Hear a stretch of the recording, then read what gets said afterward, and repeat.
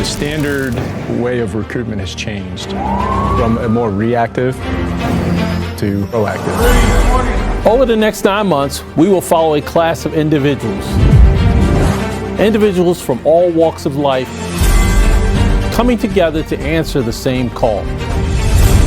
A call to serve their community. They are here all at one time to work together, grow together, and trust each other. 1, 2, 3, family! I have friends and family in this agency that still work patrol. When they're out there, they aren't fighting just for themselves. They're fighting for me, their blue family, and the citizens of Baltimore County. They are fighting for everyone they took an oath to protect. This is not just a job. This is a calling, and they have to want it. You understand? They have to want to do what it takes to become resilient, to be strategic, and to be the best. We are asking them to be the guardians in our society. We are trusting them with the safety of our communities.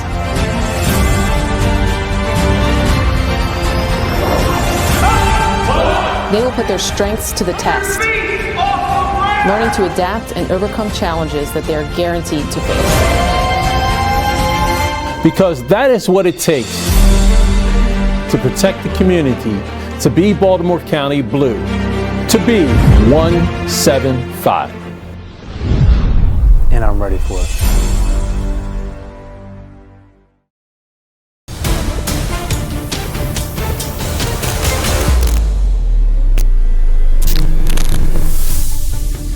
I want to thank you all for coming out here tonight. Hi. We wanted to get together tonight, let everybody who hasn't met meet each other. You're going to be wearing the same uniform. You guys are all family now. You guys are going to be police officers. Tomorrow, you guys are going to take your first steps, your very, very first steps in success. Not only are you going to start the academy, but you're going to start your life of our core values: integrity, fairness, and service. My name is Senke Michener, but you can call me Mitch for short. I was a cadet for 2 years. I am excited to go in academy. I want to join the police department to make a difference and to have a sense of pride, something to believe in, work my hardest. Hi everybody, I'm Brianna. I'm a U.S. Navy veteran. I just got out the military about 2 weeks ago. I am super excited about it. I think it's gonna be the hardest I've ever worked in my career, actually. Pretty much all of my family have been extremely supportive of my decision and there for me. You guys are gonna be pushed beyond your limit, both physically and mentally. I would say driving is one of my main concerns because I'm not a terrible driver by any means, but I'm very safe and I'm a very careful driver. And so I know that there will be times where I'm speeding and I'm going above the speed limit and I'm going super fast. It's going to be very demanding, and you guys are going to rise to that challenge, and you guys are going to come above it. But it's something I've been thinking about for a long time and just decided to make a change. It's something I always wanted to do, so never too late to try, right? Okay, shoot! I'm Matt Holben. I'm 46 years old. I went through Army basic training, so I feel like I kind of have an idea that it's gonna suck and I'll just enjoy the suck of it as much as possible. I think through the academy though, I think age, you have the maturity, you have some life experiences, and I think you know how to organize your life a little bit more because you've juggled kids, you may have juggled marriage, things like that, and other professional jobs. So I think it all equates out. The physical aspect, I think, is going to be interesting. The one day the communities that you're going to be protecting right now, they're counting on you. Always come together and work together as a team. And I have a really strong enjoyment for problem solving, and that's one of the main things that we do is solve a lot of people's problems. I think coming from straight out of college, I think the academic side of it is going to be a little more familiar to me, a little more easy. I think I'm going to struggle more with the physical aspect of it, with the PT training and all of that. So I look forward to pushing myself. Stay sharp, stay committed, stay strong, because guys, your future starts tomorrow.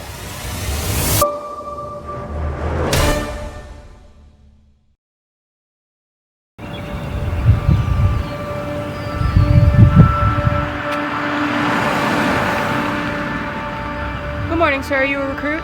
I am a recruit, yeah. You will go follow behind these gentlemen there and check in at the table. Last name, ma'am? Sellers.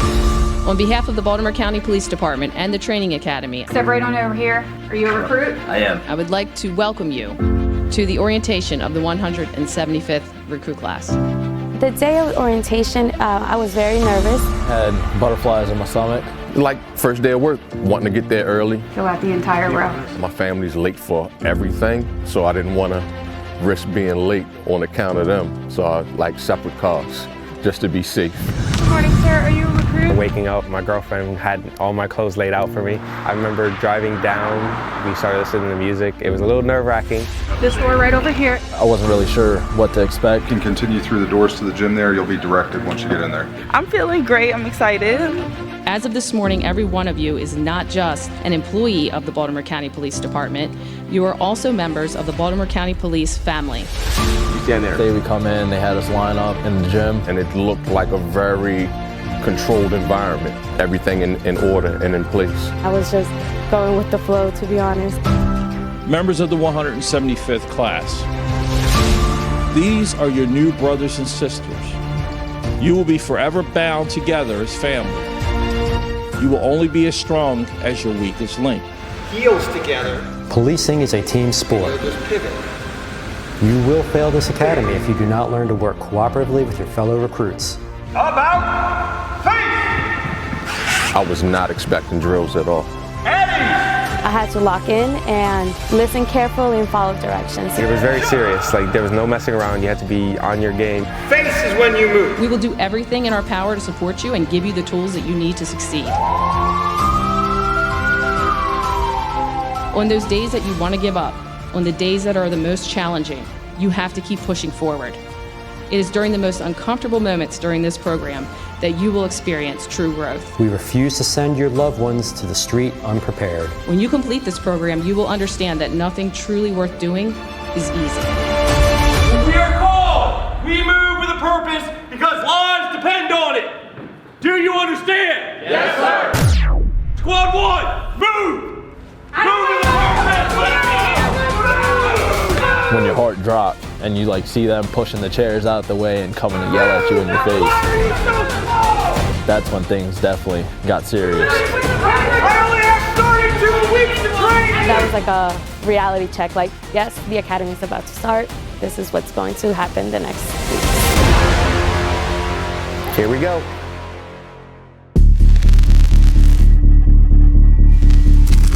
It's currently 5:11 a.m. on the first day, and we're waiting for the instructors to come out at about 05:25 to come get us and begin our day at the academy. They told us to come over here and line up and back in, and they'll come and get us at 5:25, so stay in our cars. We were just told to park and we're waiting. It's raining right now, so we were told to kind of stay in and just chill for right now, and they're gonna come get us soon. The first day was, I guess hectic would be the best word I would use. It was dark and raining. There was a lot of anticipation. The bags just has everything we're going to use for the next 8 months. Lunchbox and then water bottle with your name and ID. I am labeling my water bottle because I forgot mine this morning. You got the water bottle?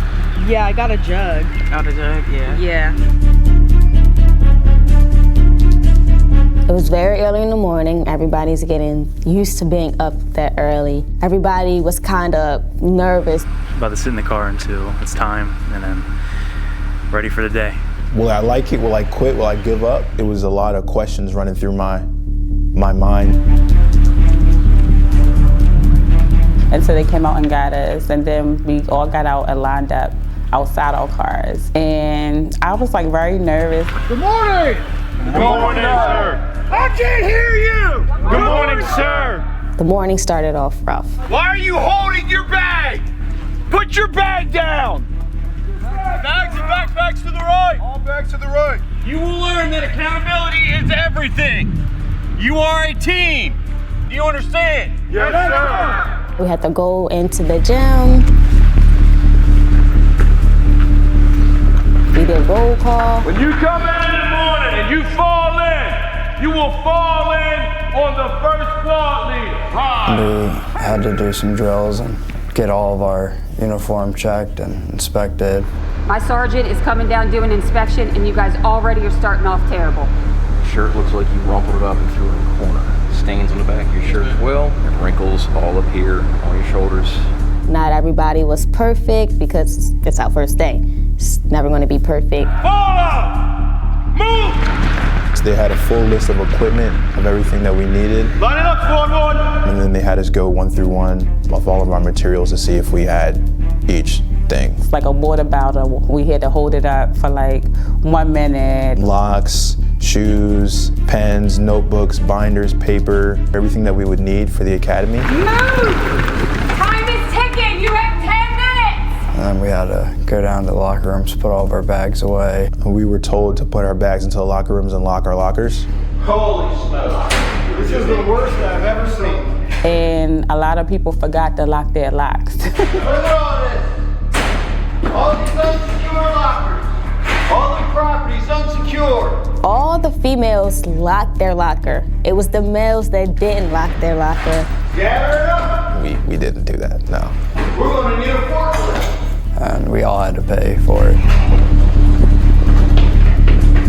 So they brought all of our bags back up and all of the clothes and threw them all around the gym. Shirts, pants, shoes. Anyone lock their lockers? What is happening? They grabbed everything from the locker room and threw it into a pile and then said, go through it. You will find all of your stuff packed back in your bag and the bags against the bleachers back in formation. Do you understand? Yes, sir. Move. Harold. We need help. We looked like chickens with no heads. Hey, notebook! Can I see that? Nope. Mike, got the white shirt! Did anyone see my shirt? Anyone see my shoes or bags? Somebody got some pants? Who has pants?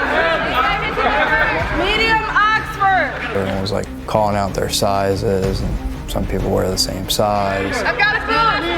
30 seconds! I was thinking in my head like, oh, we're going to get smoked if we don't get big information at a certain time. 15 seconds! I'm sure somebody's gonna need those trousers. It was just a mess. Did everybody lock their lockers? No, sir. Front leaning rest! Move! Down! It's just about following directions.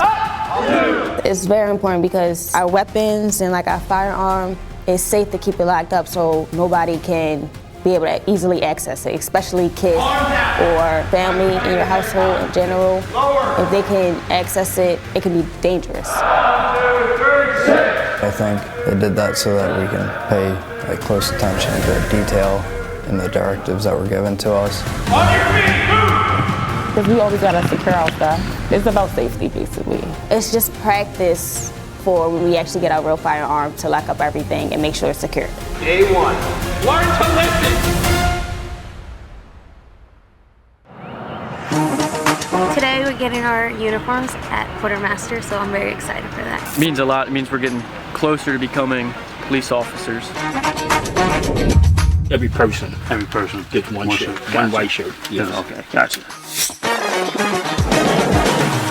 It's a procession line. It works pretty easy.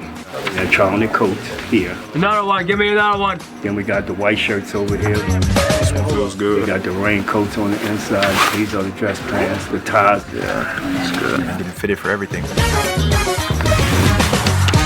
This is where it's supposed to be measured at. All right, don't want it too high, don't want it too low. This is too loose. Each bag contains their holster, their off-duty holster, their magazine pouch, their expandable baton. She just like big? A little bit. Because you're not that big. You're gonna go chin in and pull it up and over. I had no clue you were gonna do gas mask today. That was a surprise. Breathe. It was kind of fun, honestly, having the gas mask on. Make sure no foreign air comes in. Oh, the gas mask is fun. It makes you look cool. That looks a lot better. My coat back. I'm trying to keep the coat on. You ain't getting this coat till later. Radio, mic clip, and the radio holder itself. Kind of a long process, but it's going fine. Piece of cake. Piece of cake. Everything has a place. Everything has a purpose. All of your uniform stuff keep in the blue bag. Just checking over what they've given us and seeing what we have and don't have. Come on. We gotta start picking it up, ladies and gentlemen. As they cleared out, they'll be out in the parking lot. Instructors and officers will go over the list, make sure that they have everything there. Give me that baseball cap with the county logo on it. This uniform means that I'm taking the next step. Taking the next step to being an officer. A lot of responsibility, integrity behind that. When you go out in public and you see people in this uniform, you know what they stand for. You know that that's a Baltimore County police officer. A goal that everybody wants to make it to. And once they get out there, be mindful of the mission of Baltimore County, fairness, integrity, and service. And after that, try to go home safe.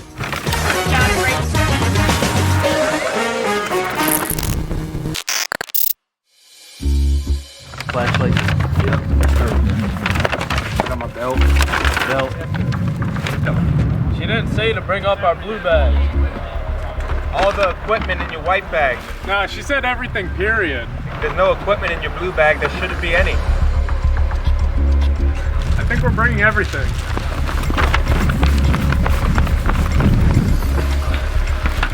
Some people thought it was only white bag with the gun belt. Some people thought it was blue bag with everything. So we all just grabbed in one thing. I'd rather be a team than be singled out. She told our group, bring everything in.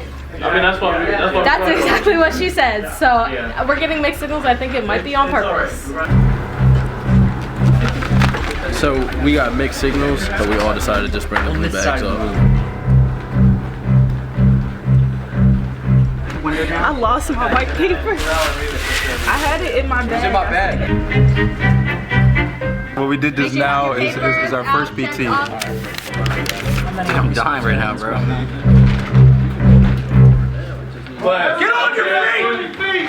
Go outside through the door, double doors, go down the steps, get roll call formation out in the foyer. Do it now! Yes, sir.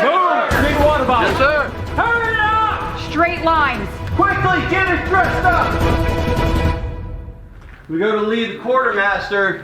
I'm running around chasing trash. That's 1. 2, I go in to thank the staff for helping us out. And they were a little upset.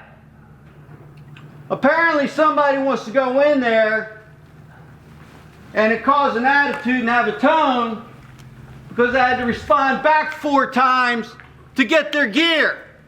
Like it was their fault. When it was his fault for not following directions. Extremely disrespectful.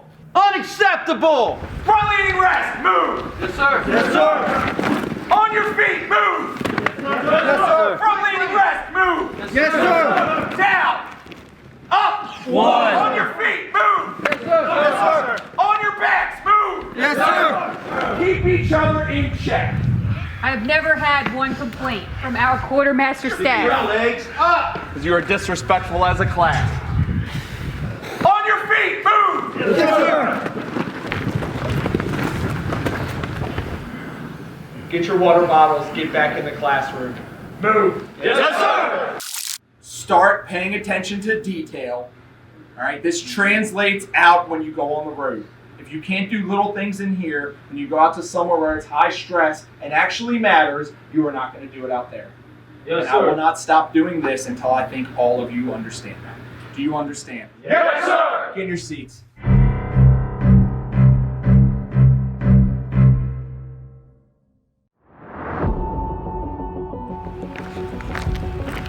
We are heading to the locker room right now. We have a PT test at 0600. PT is physical training. The PT test consists of push-ups, sit-ups, and a 1.5 mile run. Some of the recruits have never done anything this hard ever. Just want to get it going and get it done. I would like to be physically fit and be able to meet those expectations of my job, and for not myself but for the public as well. Just in daily life, it's good to be physically fit, healthy, and then especially as a police officer, your job's pretty physical. There's a lot of bad guys out there, you know, you gotta get them, chase them down. They're gonna try to fight, and as a smaller girl, I have to know how to fight back. Still here. Go! These exercises is to help not only get them stronger, ready for when they hit the road, but it's also to help them work together and build each other up as a team. If you just go independently in this job, you're not going to get that far. You rely on backup You rely on your detectives, you rely on whoever it is to support you. As you guys cross that timer, yell your name and what lap you're on. Oh, I'm feeling good. I can do this. Just imagine I'm behind you chasing and yelling. So you might see in the class recruits from Chestertown Police Department or Annapolis. We have a handful of them. Ready! We call them other jurisdictions, or OJs for short. Usually recruits that come from out of jurisdiction to train at an academy, since we're from smaller departments. Push through, finish strong. Not only does that build that camaraderie, but it can actually help investigations. Criminals can move between jurisdictions. It's good to have people you can contact if you have questions about what's going on someplace that is out of your jurisdiction. It's kind of like a college friend, you know, they'll pop out of the blue every now and then. You're like, oh hey, how is everything going? Hey, start 1345. It's been good working with the different departments. Keep going, guys. You got it. You get to see how other departments do things, so that way when you go back to your department, Last lap, let's go. you can kind of take the good stuff that you like and try to introduce it into your own environment. Good job, Metal. What I can say about our class is we are all a team and we are all like family. We're a blue family no matter where we're from.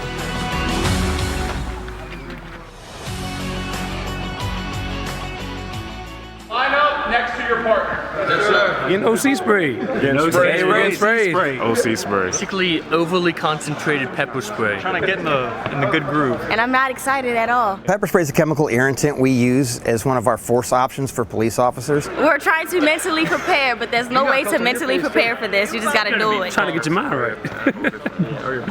Before we don't have a mind. We actually spray them I'm going first. so that way they know what kind of level of force they're delivering to a subject, but also if they get sprayed, what they're going to expect if that should happen to them. When it's your turn to go, 10 burpees. 5. Officer Siegel will tell you, close your eyes. Close. He sprays you, then you'll act like you have a radio. Send back up 1018. You got to say where you are and what just happened. I just got sprayed. I'm in the back lot. Because if you get sprayed on the road, you're going to want backup. They need to know where to go.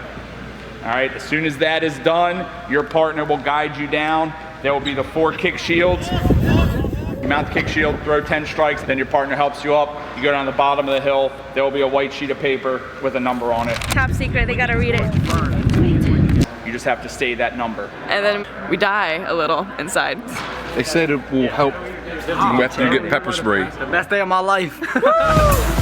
We have to make sure that the recruits know what they're getting into when they deploy that irritant. Ready to get it over with.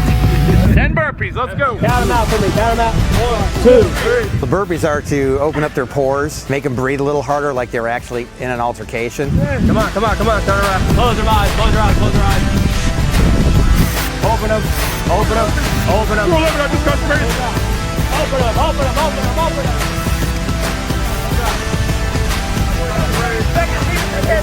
So that spray has been deployed. We want them to let dispatcher know. So it lets everybody else know that I'm involved in something. I need help right now. I can't wait. I eat this stuff for breakfast. Close your eyes.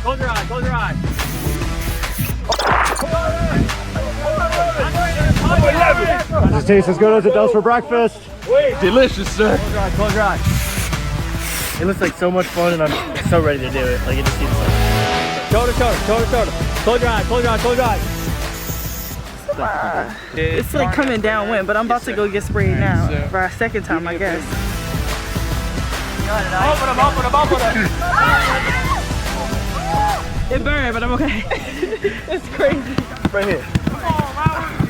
2, 3, 4, 5, 6, 7, 8, 9, 10. Usually when you're using that type of irritant, you're in a use of force situation. 4, 5, 6, 7, 8, 9, 10. So we have them go to the ground after they've been sprayed, defend themselves while being exposed to that irritant. 13. Yeah. Just because you've been sprayed with an irritant doesn't mean you can't do your job. This is a paper for them to read to make sure they open their eyes. Where's your eyes open? Right here. Where's some more? They have to go down, identify what's on that piece of paper. It was my number 22. That's what I saw, but I don't know if that was right. 23. I said 23. I'm like 23. We use that as a tool to force them to make a decision. Come on, it's burnt. Here. Open your head up. Ready to go for my eyes. Let's open it up just a little bit. This guy. Keep on. Let's open it up. It was really painful. Just get a pat dry. Calm down. Together. Feels good. It's just like sunburn. It's all right. How you feeling? We're good, baby. We're live. How you feeling? How you good? No, it affected my eyes for the most part, but I won't rub it. It was just when I shaved, it was underneath of my neck. It was on fire now. Oh, it sucks so bad.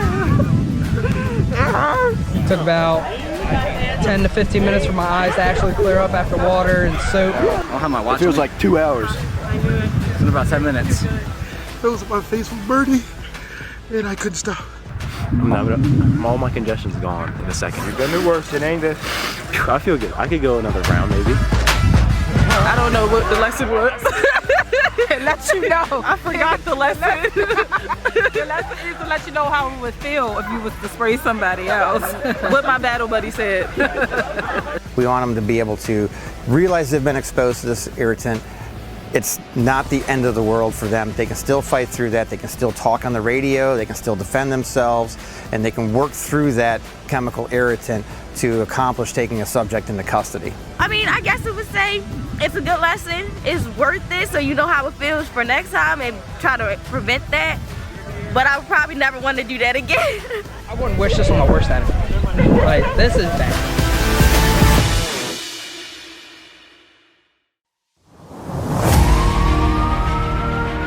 Baltimore City, Baltimore County. It's happening today. We are doing a Under Armour event. Let today be a powerful reminder that the relations we forge today lay the foundation for partnerships that shape our tomorrow. We're gonna give it all we got. Together, we can create communities that thrive and neighborhoods where children can grow up safe. We can illustrate what is possible when we unite. Our collaboration sends a clear message. We are stronger together.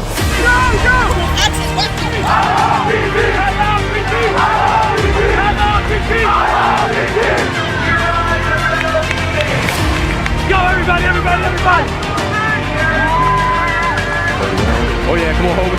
Oh yeah. It's a group effort! That's what it's all about! Let's go, we got more to go! Get up, Brittany, get up! Get up! 1, 2,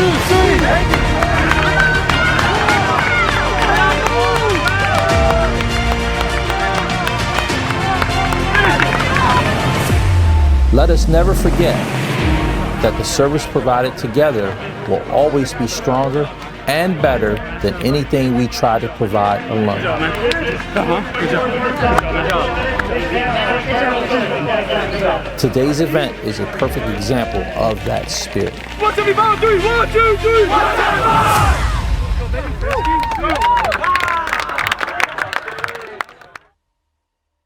So you will lose your hair, like your scalp will just kind of like come off. Oh my gosh. We will collect. Today we have some people from the forensics team and the crime scene team. This one wasn't actually too bad. And showed us photos of different kind of decomps. What's a decomp? A decomp means decomposed body. It's some pretty scary stuff to see, I would say.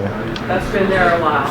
Probably 3 weeks or more. I was kind of prepared for them to be bad, but they were way worse than I expected. It was certain things I've never seen before. I've never seen decomp bodies before. His hair, yep. It was definitely a shocker. I think one of the pictures we saw was a guy who had been decomposing for a couple of weeks, and it was not a pretty picture. This guy actually had a heart attack. It was a lot of shock initially. It was a lot of kind of disgust, as horrible as that sounds. What is that?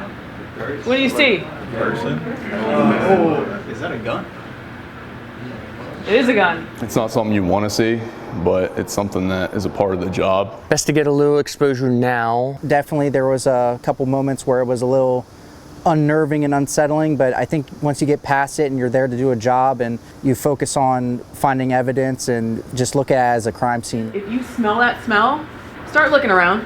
Start asking some more questions. This is real, this is what we're getting into, this is where our job's going to be. Yep, everybody needs one piece of graph paper. Thank you. Then we went into discussions of how to search for evidence.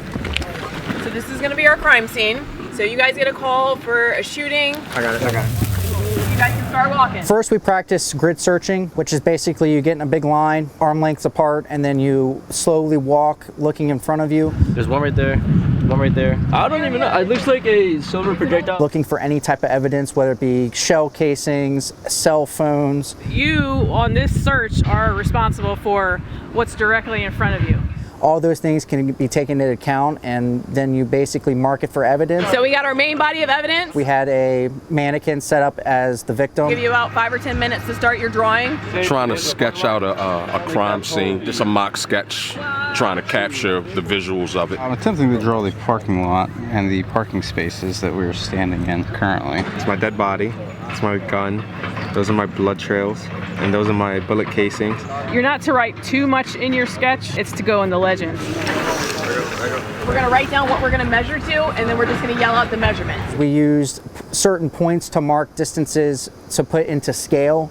About, you know, the pole is this length from the body. A to B, 41 feet, 5 inches. The tree is this length from the shell casing. A to casing, 31 feet. The shell casings are this length from where the body was found. A to head. Help each other out, guys. Is this tape not long enough to reach there? Come in some. There you go. 32 feet, 6 inches. This point of where blood spatter may have been found. A to right foot, 26 feet, 2 inches. There you go. We just had to take pictures for evidence. First person's gonna be photographer, second person victim. We were documenting injuries. So mid-range of her neck, so we know it's her neck. And then you want a close-up without the scale card and then with the scale card. We had cards that are scale cards that basically show the size of what the injury may be. Right on the face. Good to go? Good to go. Good? All right. I've always been a fan of forensics, so it was really cool to see how they process everything or dissect every photo or situation. And then close up of her face. Practice makes perfect.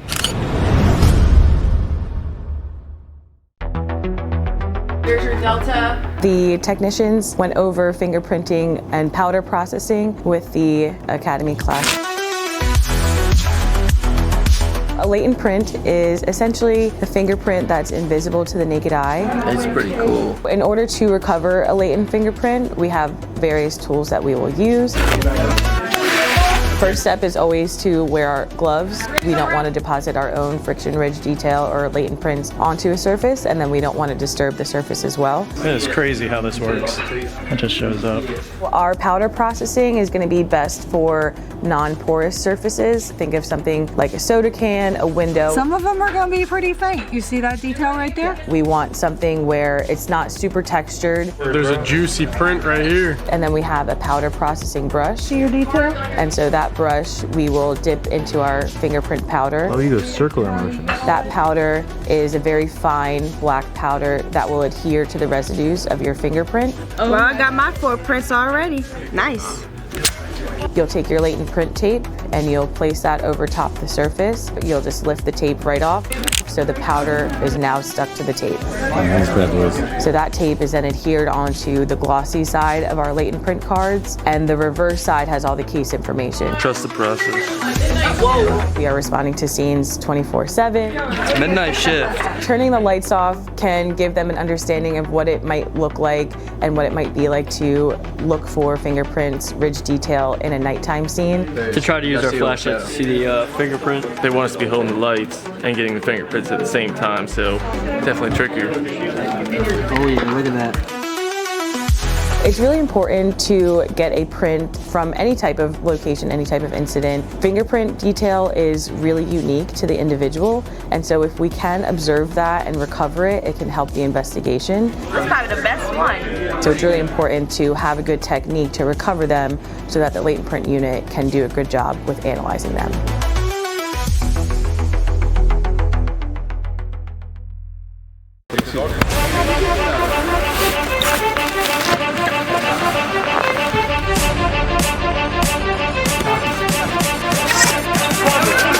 Who likes getting punched in the face?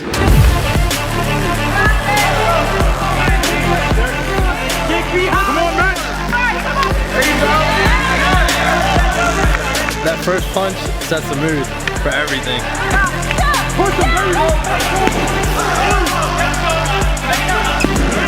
Put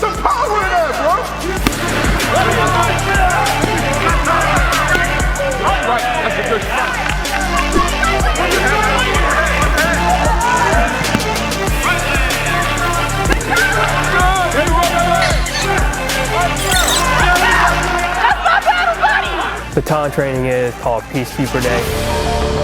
Peacekeeper is a metal expandable baton that officers carry either on their person or in their patrol bag. They have to fight one of the instructors or one of the role players and simulate that they can do these techniques on the stress. For the instructors, they're going to be wearing that gray Peacekeeper suit or the gray man suit. They're allowed to punch them, kick them, push them. They definitely come at you hard. Hit him, Royster! Hit him! A lot bigger, a lot stronger. Come on, Royster! So I gotta use basically my whole body weight to push them back. And I'm already small. But I mean, I made it through. This is just so you get a taste of it. On the road, it is going to be a lot worse. They're going to be actual fist punching you. They're not going to be trying to take it a little easy sometimes or give you advice. We're not going to be standing over your shoulder telling you what to do. Like, you're going to be getting hit. The recruit has to perform the technique correctly. The rule is they have to hit the upper bicep area or the meaty part of the leg. So if it's the right arm, they have to put the right arm behind their back, so they cannot use it anymore. Plan is to go for the legs. That limits their movement for them to close the distance between me. I got hit in my face 2 more times than I wasn't expecting, but it worked out pretty well, I'd say so. I didn't keep my hands up as much as I probably should have, and the instructors made me pay for it, but lesson learned. Rather learn it in here than on the street where it's a life or death situation. I already knew kind of what I wanted to do, which was look for that like hip toss type thing, which I was able to hit on that bigger guy, so I was pretty proud about that. When they give verbal commands, it lets other partners know that, hey, he's actually fighting someone. Number 2, it actually gives that person that chance to actually give up, because at any moment the suspect can actually comply. Put your hands up to your side like an airplane. Palms up, facing the sky. At that point, if the instructor is all on all fours, then the recruit has to put him into handcuffing position. Palms up, shiver your feet, big leap.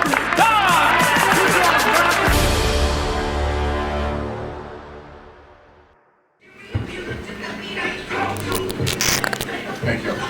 Good afternoon, sir. My name is Officer James. This is my partner, Officer Harris. Received a call for destruction of property. Yes. Is this your bike? We got a report that it was stolen. It's a little nerve-wracking sometimes. Like when you first go in, you don't know what you're stepping into. Come over here. How you doing? How you doing? This guy punched me in the face. I want to lock up. I was so nervous. Do you have your ID on you? I do, certainly. That day was our first scenario we ever done. I think we were the first in the group to go. I think we were, yeah. Stop crying. I understand, sir. Just keep looking at me. Don't talk to him, all right? Don't worry about him. Sir, no. Don't worry about it, sir. You're fine, sir. I'm gonna do it again. It was on warrantless arrest. That's pretty much all we knew. I was just reading it, and we just got into a verbal argument, and I got mad at him and ripped it. Us responding to the initial call, talking to the complainant, and just getting general information on. Give me a moment, and I'll follow up with you. The nature of the call. I just saw her like not even 5 minutes ago out in the courtyard right there. I want my bike back. We made contact with the complainant, and she said that the person was outside and that she was beat up and the bike was taken from her. Number 1 female, 27 years old. I was primary. 10-4. And I understand you do have the injury and I do see it, but it didn't happen in our presence, so we don't have the authority to arrest him. The primary officer is just whoever's leading everything. You're the one making the decisions. Do you have your ID on you? Yeah. So I was the backup. I came in, I identified who the suspect was, talked to him a little bit. We try to keep the suspect and the complainant separate so that they can't kind of like argue or bicker while we're trying to conduct an interview. Hey, sir, don't worry about him. Don't worry about him. Just keep looking at me. There we go. Just keep on each other. Putting your foot down. I ain't doing nothing. I'm not if you keep fighting. We don't need to do that, sir, okay? I want to say that they do a really good job at role playing because they don't try to act like your friend at all. Just call it out. APS. And right here, I'm checking the serial number that's on the bike. Yeah, that's it. Just the bike. And that's the serial number that the complainant had gave us. What was the property that was destroyed? The magazines that's in front of him. So we got some information from the store owner. And do you want him to leave? Yes, please. And if we can, I don't want him to come back here. Yeah, he just confirmed that he's willing to pay for the damaged property. Kind of let the suspect go, but he was also banned from coming in the store again. You say you do have your paperwork? I'll see if I can find it and bring it down. But we already seen her paperwork and we verified it. So right there, she was trying to say that she had paperwork, but she had to find it. Me and my partner, we already verified the paperwork from the victim. You're gonna come with us, sir? All right. We're just gonna escort you out, then you can go to your convenience store and get your cream, all right? And scenario, and scene. There we go. I honestly thought I didn't do too good, but looking back at it, I think I did pretty well for my first ever scenario. I was trying to get you to put him in cuffs, and you didn't budge, which was good. And then you both did a great job of, as we were going back and forth, keeping us apart. I thought we did good that day, just because we knew what we were talking about. So I think that we handled the situation well. When you're interviewing someone, like if I'm going to interview, this is probably the distance. Just gives me just a step, that reactionary gap, you know? Like I said, we did well, but still gave some tips. Slide back down. Does that feel like it's going anywhere? No, it doesn't. Jump up and Not down at all. twice. Not at all. It ain't going nowhere. That's pretty good. I think we passed it. Yeah, pretty good. Yeah. Come on. Man, can we have you put your hands behind your back? Towards the end, we made an arrest for All right, we're gonna end it there. robbery. So we're gonna take this back inside. The victim's story checked out that the bike was hers, and we returned the bike. So you got a lot of information from her, right? And you took a really long time in here when you really didn't need to. Initially, me and him, we had bad communication because I didn't think that they actually had like a real scenario outside for us to go to with the actual bike. Oh no, she was there. That's all, we need to go outside. Pinckney was like, I wanna go outside right now. And then he said that he looked out the window and there was actually a bike there. Had I known that, we probably would have went out faster. You stood with her, which I liked. You had a good position on her. You guys didn't turn your backs on her, which was good. It's nice to have these scenarios because we learn a lot and we make a lot of mistakes. We really didn't do too bad. It just we moved a little slow. Took a minute, but we got there, right? Yes, ma'am. I gotta go back outside. I know, you're good. Grab a knife, grab a long gun, nothing, grab a knife, grab a long gun. We're about to run the gauntlet for defensive tactics. You're jogging between attacks. It's a multi-hour long, intense training exercise to where they have to round robin each other. I think it's like an obstacle course with defensive tactics instead of obstacles. Knife fights, long gun fights, punching, a whole bunch of different things. Every incident that they may encounter is completely unique.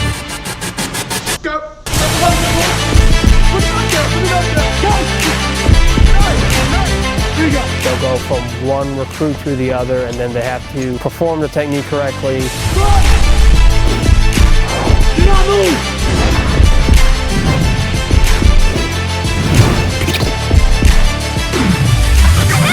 Going great, I'm having a great time. I'm glad Cashmire next. I'm about to choke the mess up. How can I help you, ma'am? That paper towel on that table is a bomb. A bomb? Yeah! Don't move! You really gotta be able to keep your endurance going. It's a lot. Drop the knife, drop the knife, drop the knife! Actually strengthens our technique and how to do things when we get to the real world. Okay. Oh, nice! That's nice! For law enforcement officers, we have no idea what kind of situations we're going to be put in, whether it be for firearms, the suspect's assaultive, whether they start resisting arrest. Come on, man! Gun! The element of surprise is because they need to train from the worst case scenario. Is that your gun? No, sir. Because unfortunately, these ambushes and these attacks are usually done at a point of disadvantage, and usually when they are caught off guard. Gun! Hey, gun, please drop the gun, drop the gun, drop the gun! Do not move. So my part of the obstacle course is I just hide the gun, and then as soon as they get close to me, I just show it to them and see what move they do with the gun in order to disarm me. They have to be prepared because it's inevitable that they're going to be going hands-on with the suspect. Don't move. During their point in their career, whether they like it or not. Drop the gun, drop the gun, drop the gun! Don't move! So the gauntlet itself is really just to pressure test them. It's also to get them thinking, so when the time actually comes, they're able to react and what they have to do. Drop the gun! Don't move!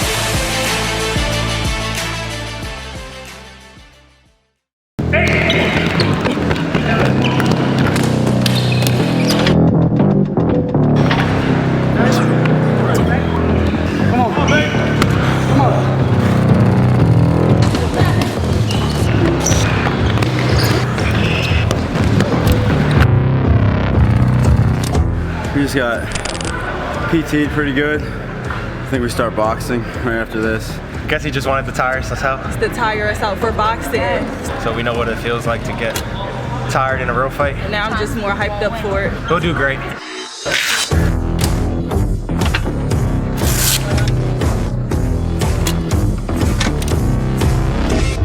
The purpose of the PT was to exhaust the recruits so that they know what it's like to fight while they're tired, as well as drain their muscles a little bit so they're not able to go 100%.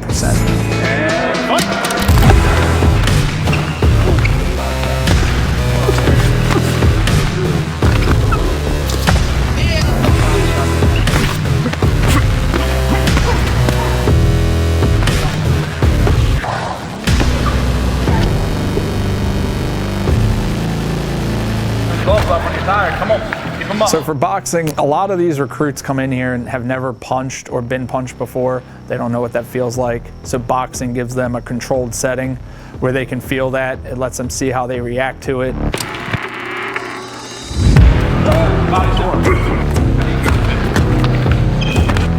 It's better to learn how to fight here and get punched in the face for the first time here than to go out on the streets and fight for the first time there.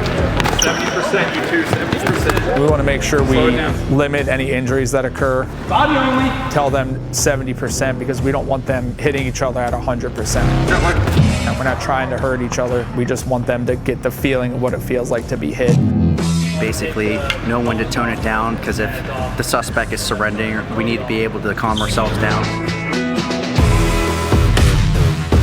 Out on the road, you never know what a suspect may do. So this way, if a suspect does hit them, they know what that feels like already, and they've had that happen before, so that way they don't freeze on the road and they know how to react to it.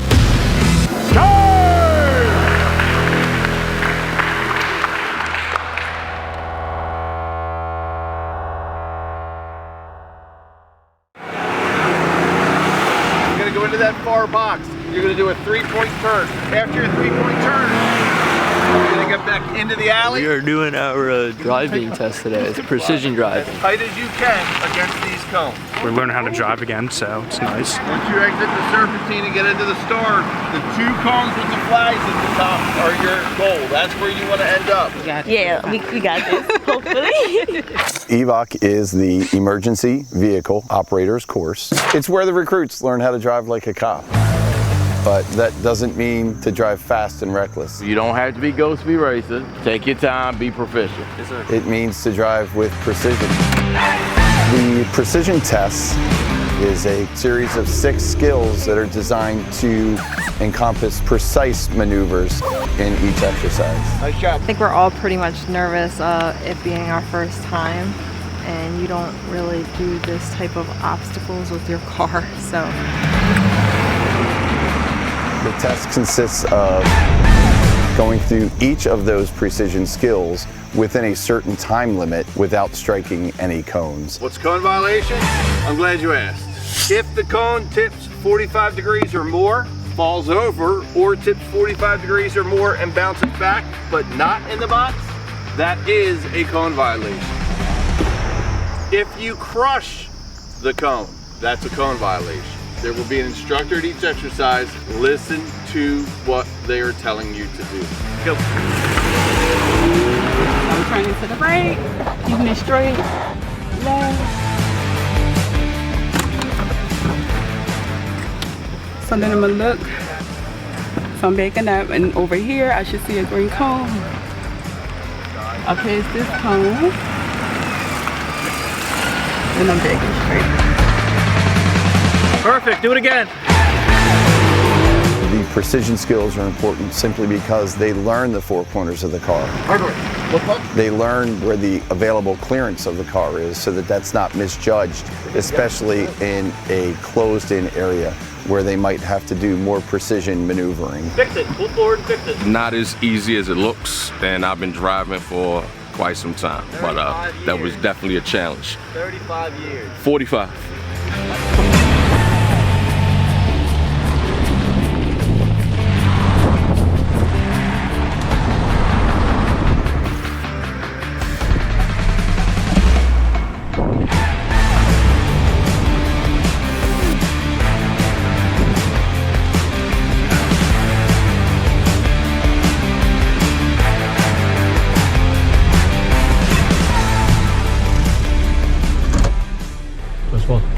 That was the fastest time I've ever seen from a recruit.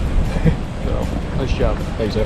An officer will drive more than they'll do anything else throughout the course of their career. And because of that, we have to teach them how to drive safely, how to drive carefully, and show due regard for the public safety at all times.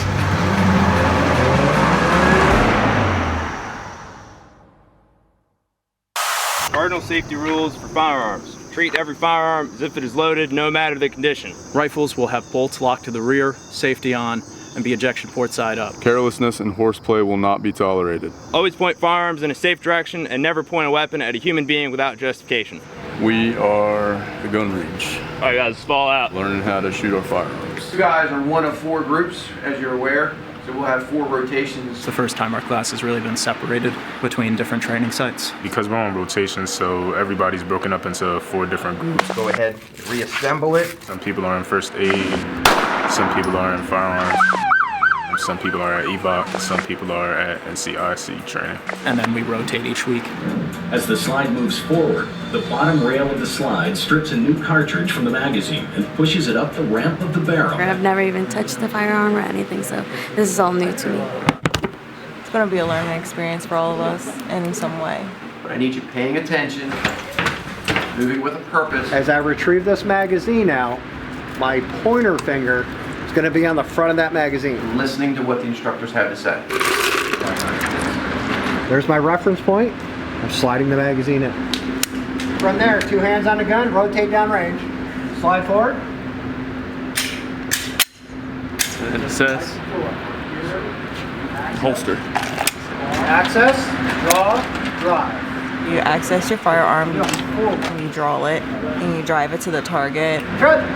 It's all new, it's all getting used to it, and it feels very weird, but the more you do it, the more you feel comfortable with it. Access, draw, drive. Sights, safety, trigger. Finger off, clear the gun. I didn't realize how much instruction was going to be going into it. Now we can scan assess holster. But I think it's a really good amount. It helped me just with following through and just getting better. All right, folks, let's go. Let's do some shooting. 30 repetitions, 1 round at a time of nothing but working the trigger. Now, get your eyes and ears on. Get your toes on that red line. The line is hot. Shooters at this time, draw your weapon out. Threat.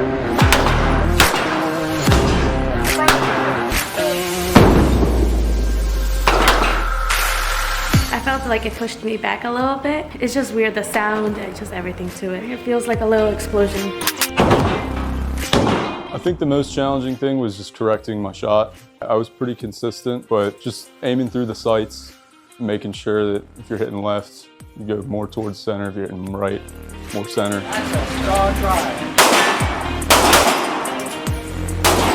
It went okay. Wasn't too bad. Could be better. Hopefully it improves throughout the week. Pull it back. There you go.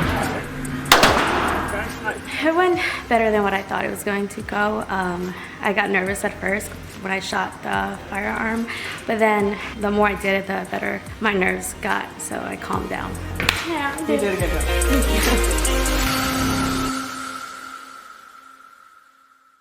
It was wet. We just kind of held it up in there and held all of his organs in there until the medic showed up. And we just stabilized that patient. We're doing first aid this week. Officers put chest seals on the front, and then we go like, anybody check his back? Roll them back over, and there's another hole out the back of them. We've learned chest seals, Tell her to take a deep breath. Take a deep breath. wound packing, Keep constant pressure on that spot you picked. That's where your artery is. and tourniquets. A lot of tourniquets. Train like it's going to happen in the field. Saw that up. Now I can crank down on this get as much Velcro on that as I can. Remember, we're pressing the artery against the bone inside of this, but pretty much a bag of meat here. So you need to get it tight. That first application is at 85-ish% of stopping the bleeding. Once I have that on, then I can come up and start cranking on that windlass device, a minimum of a full circle to cut off that blood flow. The higher the better, away from the injury and closer to the heart. Everybody got it? Yes, sir. Great. Tourniquet, left leg, go. 30 seconds. High and tight makes it right. High and tight makes it right. You got 30 seconds. If it's not within 30 seconds, the officer could lose too much blood and become unconscious. And essentially die if you don't put the tourniquet on correctly in time. Time. How'd we do? A little hiccupy? All right. Don't worry, we're gonna get lots of practice this week. I don't want those fingers coming up. Keep them down. We got our fingers taped up. We were simulated that our fingers were gone if they were shot off. So, you're behind a car. Your adversary is shooting at you. The windshield got shot out and it's all in your eyes. Close your eyes. Go ahead and put your tourniquet on. Left leg. 30 seconds, high and tight. You need to get back in the fight. You gotta get that tourniquet on so you can get your gun out and return fire. It was kind of difficult because I didn't know what I was looking at and I only had 2 fingers on each side. Eyes are closed. Hands away. Practice, practice. You never know what you may expect, but the more you practice, the more you'll be confident in what you've been taught and what you've learned. So I think just the practice and the repetitions of doing it. Attempt both sides. Don't just do the side that you're comfortable with. You won't get worse, you'll get better. We were doing some carries. We were picking them up from behind them and dragging them if they had a leg injury. Now you can defend yourself. One was a carry over the back using one arm and having one arm free in case you need to use your firearm. I think the most difficult one was dragging from behind because they're kind of below you. So it's hard to like kind of pick them up. You need to lift with your legs.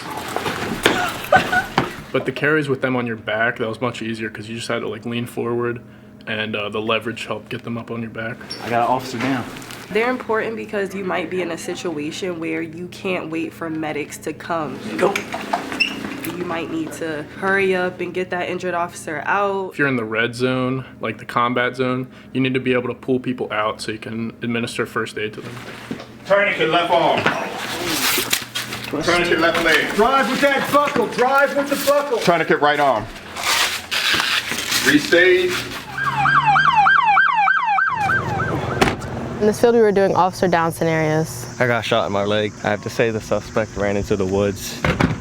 What happened? 2 units roll up and they run up to the officer. White male, blue shirt, blue pants, ran to the woods. The main goal was to try to get the tourniquet on because in this situation, the officer was shot in the leg. You ran to the woods. My role in the scenario, I was the cover. You shot anywhere else? No. So I made sure that the scene stayed safe so that the medical You're gonna be okay. could get our officer the care they needed and get them in the car Go ahead, hop in with them. and off the scene. I really like doing the officer down scenarios, and I think that the practical hands-on stuff is very important. The amount of repetitions that we did with everything, I think, was very good. End scenario. So repetition is important because these are life-saving techniques that we'll need to use in the field. So it's important to get them down 100%. Tourniquet, right arm.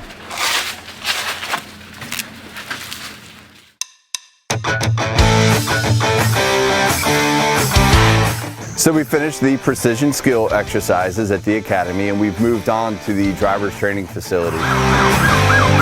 Here the recruits will do numerous exercises where they can apply the skills that they learned throughout the week in a practical setting. Right now we're about to practice backing drills and then go into a pursuit.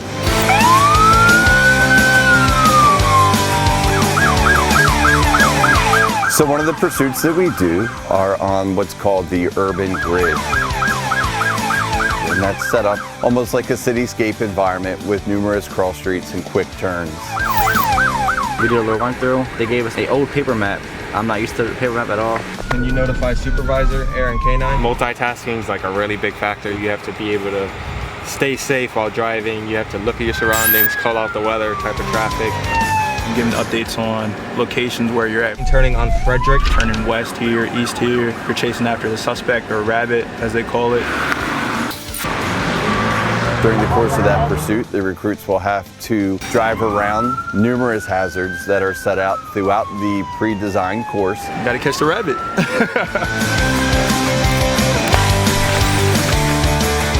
How about throw some stop sticks for a pursuit? The tire deflation device, or stop stick as it's commonly referred, is a tool that we use to safely end the pursuit.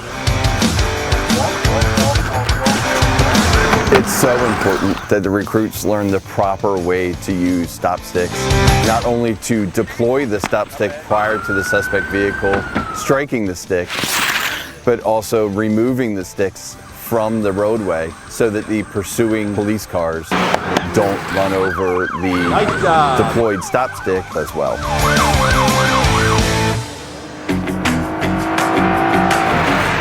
Another type of pursuit that we do with the recruits are the highway pursuits. The recruits love this day. They wear racing helmets. They're strapped into the cars in a 5-point harness, and the cars that they drive are equipped with roll bars. Because of the danger of highway pursuit day, safety is always paramount. The recruits have to drive at higher rates of speed, so they have to control their car and use the pursuit line tactics that they learned so that they can keep up with the suspect vehicle or the rabbit and maintain safety while they're doing so. They will use at least one skill they learned during evac every single day that they drive throughout the course of their career. It's important for them to follow what their training tells them so that they can drive safely for both themselves and for the public. Go ahead and pick up the headset. Your screen will light up with 3 different modules. This is the beginning of our VR training. Please stop moving! Taser, taser, taser! Please don't move! We see a virtual person. It's like these green figures that pop up, and we need to Taser, taser! shoot the taser at them. And they're at all different ranges. Up close, super far away. When 2 prongs make a good connection, they'll be incapacitated for 5 seconds. Now the mannequins have clothes on. And with clothing on, you have to kind of direct what to hit, what not to hit. So for this one, I just had to re-energize him twice because he got back up both times. Re-energizing it just makes it so you don't need to fire more taser rounds into them. Sit down! It just uses the same 2 prongs as before and sends energy through the individual so they get incapacitated for 5 more seconds. Put your hands up! We went from a green man walking around to actual people. I have an armed subject in front of me. Ma'am, drop the gun, Baltimore County Police! So the subject put her hands up. I didn't have to use force. She didn't force me to use force. That's why we got our taser on our left and our handgun on our right, so that way we can differentiate between the two. And that's why we do a lot of training, so that way we know which one to pull and which one not to pull. Police, don't move! Taser! Taser! Taser! This is weird being in like the VR thing. It's my first time, but the training is really fun.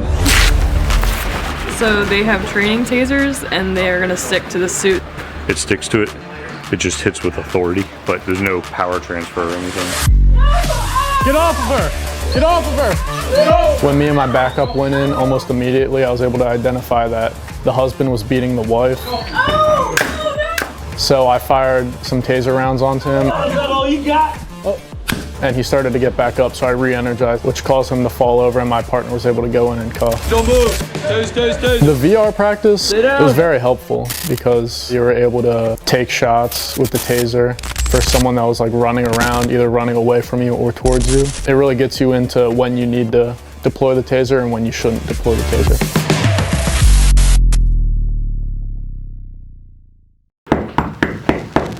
Baltimore County Police. Coming. We got called for a missing person. We basically called because we got into a little argument with my daughter last night, and then we woke up this morning and she wasn't here. So we first had to figure out, one, was she actually missing, how old she was. Would you mind if we check the house to see if she's in here? I got permission to search the house first, because there's a possibility that she could still be in the house. A lot of times when people go missing, people haven't searched their rooms properly. You have to actually search the house and that's where you should start your investigation. Can we get a copy of that picture? The parents basically told us that she was suicidal, she was suffering from depression, which all accumulated to her being a critical missing. But we put out a critical missing alert already for her, so all units in the area are on the lookout for her. Once we put out that critical missing alert, units started contacting us. I believe the critical missing juvenile was the one in the store with the destruction of property. We have a destruction of property here. We looked at surveillance. They're coming back at wearing the same thing and looking the same way as you described. You guys met the girls I called out? It was one for a juvenile at a bar, which ended up actually being linked to our call. She came in the bar about 20 minutes ago. Tried to buy alcohol, and she was with another individual. You know which way they went? He said they just left the bar. We started canvassing the area, asking people if they saw her. She went down that way? You saw them walking this way. Yeah. Janelle, no! A bunch of witnesses around saying they spotted them. A lot of people were saying that they saw her running to different locations. I just walked past them. They were down there. We were able to figure out that she was around the location of where we were. We just had to find her pretty much. We're making contact with the supposedly missing juveniles. Excuse me? Can you guys stay right here for a second? We got to speak to you guys real quick, okay? I gotta talk to you guys. I'll tell you one. Okay. I need you guys to calm down, okay? Oh, what do you got? What's going on? Once we arrived on scene, that's when it kind of went dynamic. Are you guys okay? Are you guys safe? Go away. I'm asking questions. Hey. Leave us alone. When she pulled the knife, What don't you understand? kind of changed the dynamic of the whole scenario. I'm trying to just calm down. Back up. Okay. Get her away. My life is over. I can't take it anymore. This is now not a critical missing. This is now someone that is suicidal and wants to hurt themselves. Hit her with a beanbag. Get a rubber bullet. Man. Because at this point it became circus. I mean, pretty much people were trying to videotape it. People were encouraging her to egging her on. Yeah. She's gonna stab herself. You better watch her. Crowd was definitely a distraction. We couldn't force them to leave. Get them further away. But we could have them give us space to work in and kind of get back. Hey, Janelle. Janelle. What do you need right now? What can we do to help you? So we slowed it down. We're not going to sit here and just scream, drop the knife, drop the knife, drop the knife over and over. Like, that's not going to do anything. We have to talk to her. We have to establish that rapport. Your mom and dad are really worried about you right now. It's all right. Trying to convey to her what was important, what really mattered. I know I'm going to be a disappointment in life. I'm not living up to the family name. Yeah. Keep talking to her. Janelle, it's okay. Janelle. So I told everyone else to not talk. That's simple as that. He's going to take a lead on this. Janelle, you have people that care about you. I just sat back, not talking over him, just giving him assist. Tell them that you have kids. I have kids. And I wouldn't be able to sleep if something like this happened to them. So it was definitely a benefit having Mitch help me out, say, offer this, say this. So I'm not just left to my own devices trying to talk through it. So it was a good teamwork dynamic there. I just don't want them to be mad. I think they'll be relieved. I think they'll be very pleased and relieved to know that you're okay and that we found you. And I'm sure they'll tell you that themselves when they see you. I think they would like you to put that knife down too, so you don't hurt yourself. And we'll see what we can do about getting you some help. This is considered field training before field training. As close as they can get you to see that, okay, which really they're trying to figure out, are you going to make a decision? It's not, are you going to make the wrong decision? Are you going to make the right decision? But are you going to make a decision? Because if you don't make any decision, all they can think is that you don't know anything. You're not in trouble, I promise. And I'm going to come up and I'm going to grab you, okay? Work with the information that you have that may be inaccurate or incomplete, but I don't want to hurt anybody. the expectation is you figure it out. They can fix mistakes now. That's why they have this training, is that you go when you make that bad decision, they can talk to you afterwards, say, hey, this is how you fix that. But what they can't fix is you go in there and freeze and not do anything. If you don't do anything, they can't help that. That's something that is inside of you that you have to find in yourself. There's more than one way to get to the finish line on what you're trying to accomplish. All recruit scenario has ended. I need you guys all to be in high gear. Get these things prepped. Let's go. Today is a culmination of our final test for the range. Eyes and ears on, toes on the line. Let's go. Should take 2 seconds. We're getting put in a different environment where we're being yelled at and we're being rushed and we're being all right, here we go. Forced to do things very, very quickly under stressful situations so that when we get out there, it's on the streets, it's not a big surprise to us. Line's hot. Draw your weapon out. But I feel like when you're in the moment and you get told to just shoot, you kind of just do it as fast as you can just because you're nervous. Correct. That's solid on 7. Very nice. Good job. You gotta like take a deep breath and really try and stay in the moment. Come on, hurry up, get over there. Let's go, get in there. Let's go. I have no clue what's going on, I'll be honest. I just heard a lot of yelling. Just wondering what's in there. I guess we'll find out when it's my turn. Kind of remind me of day 1. I don't know. We'll have to see. Come on, hurry up, get over there. Hurry up, hurry up. You walk in, lights are off, everything's pitch black, and they tell you that all you can use is your handheld flashlight. Ready? Touch! Police dog!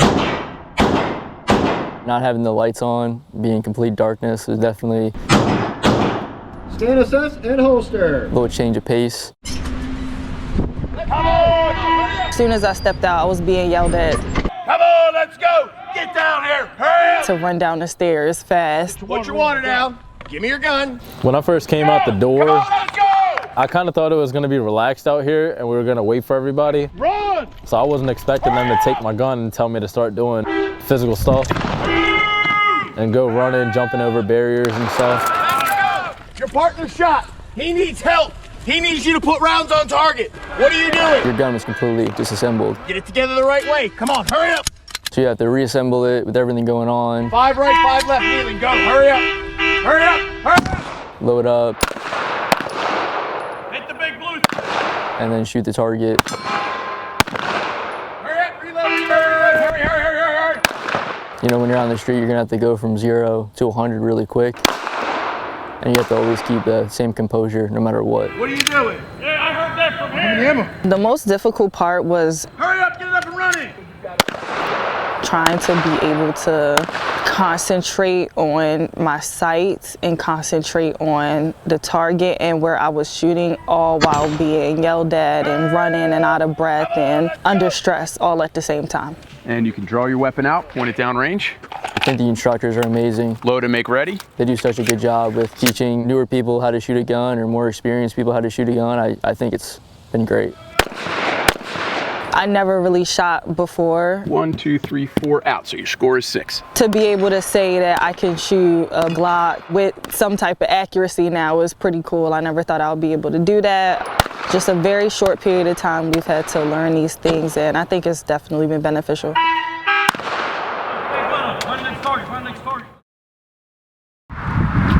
Today we're going to be working on LiDAR and radar, learning the instruments and how to use them to enforce traffic. LiDAR uses a beam of light through one lens and intercepts it and bounces off the vehicle. That comes back and it comes in as a tone, and it will tell you the distance of where the vehicle is being monitored as well as the miles per hour it's going.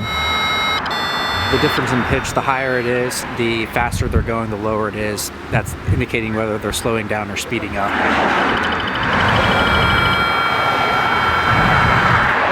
Speed was 39. The speed for this road that we're monitoring is 35. Maryland is an absolute speed limit state, so legally you can't go more than 1 mile per hour over the speed limit, or you would be in violation of the absolute speed limit. So that's something for motorists to think about. Front, stationary, closing. Radar uses radio frequencies to bounce off the car, and the instrument reads it back. Rear, stationary, away. We were just practicing the directional capabilities of the antenna, opposing traffic, same direction traffic, both front and rear. Radio frequencies, it has a bigger, broader area, so it can cover multi-lanes. Moving or stationary, so MOV would be moving. And this system does allow for you to do this as well while you're moving on patrol. So you could track speed while driving as well. The red car was going 45. They see the police vehicle and they slow down to the speed limit, but then as they pass you and think they're past the radar, you can watch them accelerate through the rear antenna and resume their speeding habit. So it is kind of interesting to see human behavior unfold in front of you. There's a lot of misconstrued thoughts about why we do traffic enforcement, that this is just a policy to generate revenue for the county. That is not the case. The case is for us to ensure safety of the public and to ensure safe driving. Speed limits are in place based on the engineering of vehicles. Like, you don't think about when you're sitting in rush hour traffic, I wish that the speed limit was faster, but the reality is when you get hit at 55 miles per hour, it's going to do one amount of structural damage to your vehicle and to your body. But you up that speed limit to 70, and now somebody rear ends you on an interstate at 70 miles an hour. It goes from already serious bodily harm to permanent life-changing events. When you catch somebody speeding, it gives you a reason to have an interaction with that person. You may find that the vehicle's not registered, or it's uninsured, or it's stolen. You may find a driver that has outstanding warrants. When you walk up to the car, you may be able to see in plain view controlled substances, firearms. This is all to educate drivers. This is to make sure people understand the rules of the road. And we don't want to be going to people's houses and telling loved ones that they passed away in a fatal crash. Coming through the academy has definitely changed my perspective, not just from a law enforcement, but just as a citizen, and thinking about, when I'm complaining about posted speed limits in some areas and why they're not higher in others, it really puts a different perspective on it.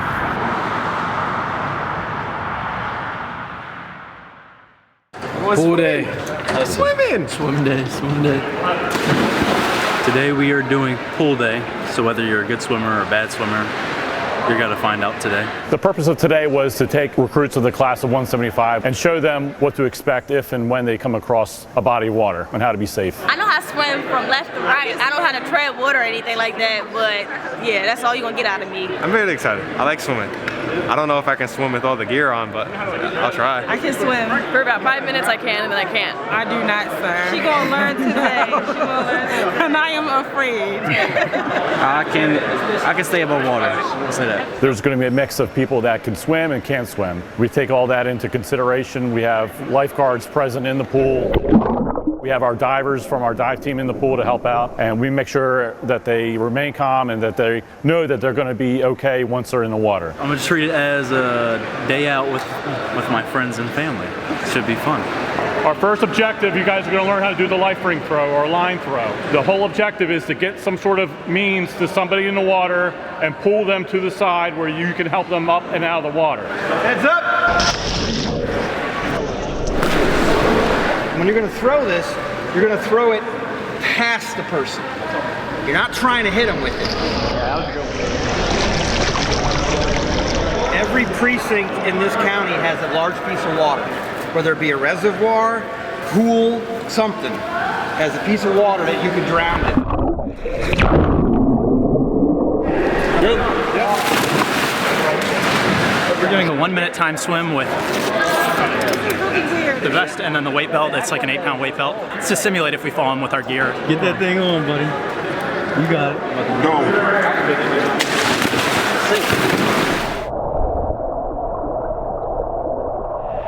I felt like I was drowning. The water kept getting in my lungs.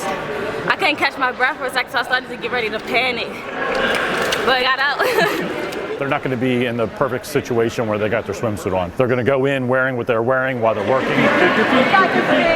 Definitely will be hard with all our actual gear. And that's just to enhance their abilities to pull back from training, that they're going to be okay if they fall into the water fully clothed with their boots and shoes on.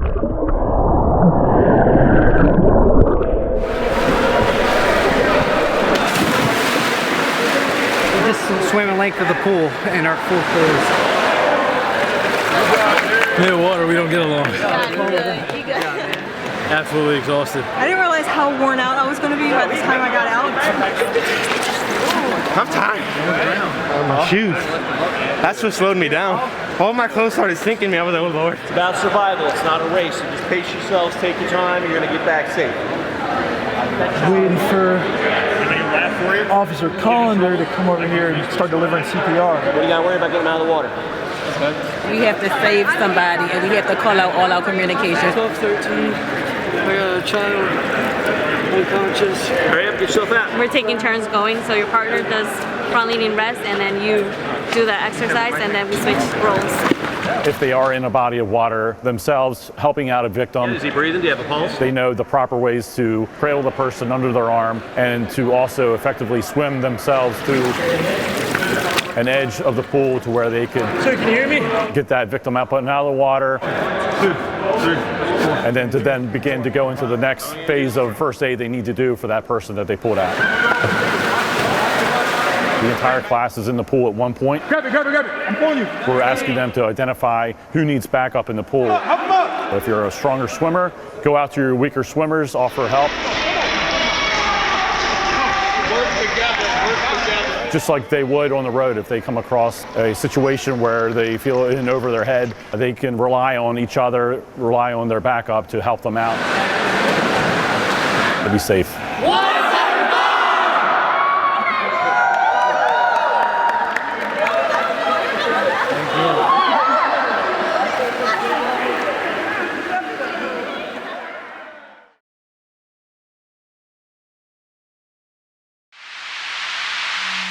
Dispatch to 3229.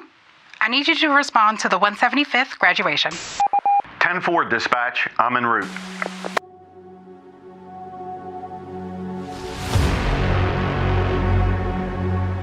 Graduates, family, friends, and members of the Baltimore County Police Department. For those who do not know me, I am Lieutenant Robert McGraw. I graduated in the Baltimore County Police Department's 75th recruit class, 100 classes ago. 100 classes ago, I sat where you're sitting.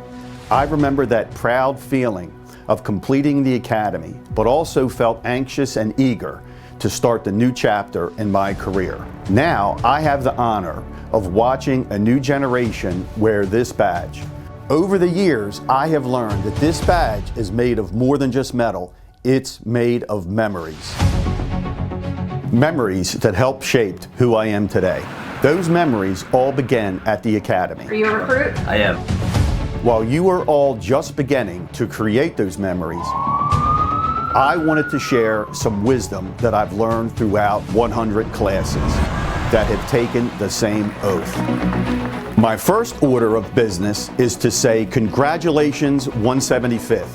You have made it. You've made it through the disciplining, Learn to listen. the pain, and the long nights of study. Here we go. As you reflect back on your time at the academy, remember, it has all brought you where you are right now, here, this very moment. This is it. This day is gonna be the greatest memory, making history. Let's go. Put your bag down. You don't need no luck with that golden touch. Time to light it up. Shirt looks like you rumpled it up and threw it in the corner. Get ready for it. Holy smoke. Get ready for it. Get ready for it. Anyone lock their lockers? What is that? It was the males that didn't lock their locker. We didn't do that, no. Front leaning rest, move!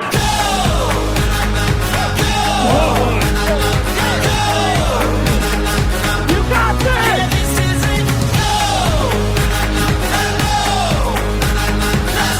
Finish strong.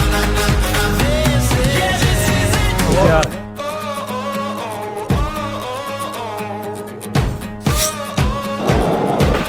Another one, give me another one. He's okay. Feels good. When you're made for this, yeah, it's obvious. Top another list. Let's go. Get ready for it. 1, 2, 3. Get ready for it. Close your eyes, close your eyes, close your eyes. So ready to do it. Like, it just seems like. Close your eyes.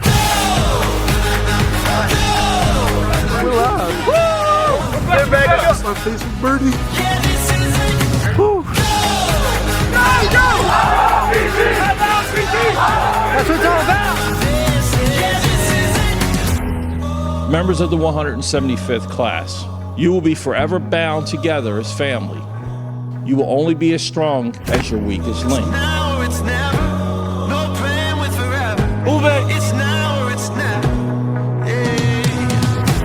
What don't you understand? What do you need right now? What can we do to help you? It's down to the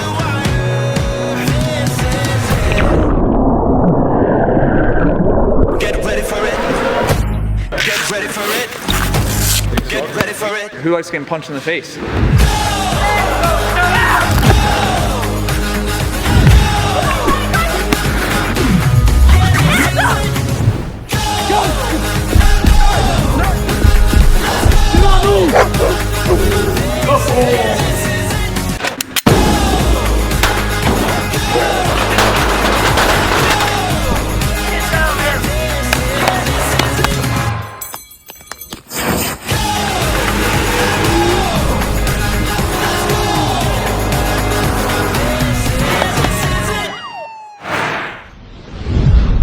And I'm ready for it. We are ready for it.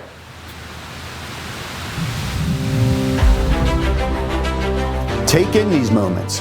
You will need these moments on the tough days. They will be a reminder of why you started this career. Without law enforcement, I don't imagine how this world would be. Would you mind if we check the house? Police officers are always out there making a difference, out there trying to keep people safe. As a kid, I looked up to law enforcement, even though from the neighborhood I grew up in doesn't. I feel like I can make a difference for those people. It's important because we need it in our community. We need more good guys. For the academy, just take it day by day and not take it personally.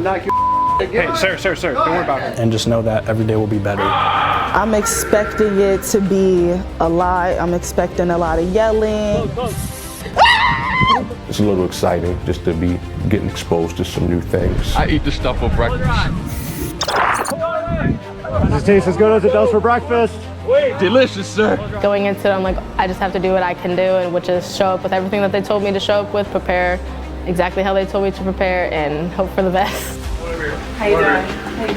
This guy punched me in the face. I want to lock up. You know, take a breather, think about what's important, what my goal is, what I'm working towards. I waited 20 years to do this, coming in second career. I just want to learn how to be a good patrolman and add my value back to the street. One of the main things I want to do is community outreach, making people's worst days a little more joyful. I've always had an interest in being in law enforcement or military and do what I've always wanted to do, which is help people. To help people. This has been the constant for 100 chapters in the same story. Now it's your turn to continue the story of protecting the community, to continue our core values of integrity, fairness, and service. Congrats to the 175th. Good luck. Go do y'all big one out there. Just wanted to say congratulations to the 175th. You guys are really awesome. You're very brave. Stay strong and do good and be kind. Good luck and be safe. We look forward to having you on the streets, keeping us safe. Good luck to you. Congratulations, 175. Be safe out there. Through your journey, you'll not be alone. The people next to you today will be your backup tomorrow. You are brothers, sisters, a family. No matter where you go or what you do, you will always have a bit of Baltimore County Police in you. Even long after you turn in that badge, you will always be the 175th recruit class. Congratulations.